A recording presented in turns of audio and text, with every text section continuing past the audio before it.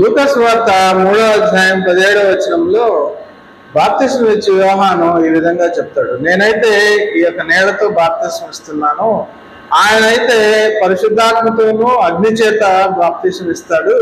కాబట్టి అందరూ కూడా ఆ యొక్క పరిశుద్ధాత్మ బాప్తిస్మాన్ని పొందుకోవడానికి ఇష్టపడుతున్నారు. కానీ కొంతమంది తెలియక అగ్ని బాప్తిస్మం కూడా కావాలని చెప్పి క్రైస్తవులే ఇష్టపడుతుంటున్నాడు. కానీ ఆ యొక్క అగ్ని బాప్తిస్మము ఆయన ఎవరికి ఇస్తాడు అని అంటే, ఎవరైతే ప్రభు అయిన యేసుక్రీస్తుని నిజరక్షకుడుగా అంగీకరించారో, దేవుని కుమారుడుగా అంగీకరించారో వారికి ఆ యొక్క అగ్ని బాప్తిస్మం ఇస్తాడు. ఆ యొక్క అగ్ని బాప్తిస్మం ఏమిటంటే నరకం. ఆ కింద వచనాల్లో కనుక మనం చూస్తే ఆయన చేతిలో చేట ఉంది, ఆ కళ్ళాన్ని శుభ్రపరిచి మంచి గోధువులన్నీ కొట్లో పోసి ఆ యొక్క పొట్టు ఏదైతే ఉందో దాన్ని అగ్నిలో ఆరని అగ్నితో కాలుస్తాను అని చెప్పి, దానికి తాత్పర్యము నరకము అని అర్థం.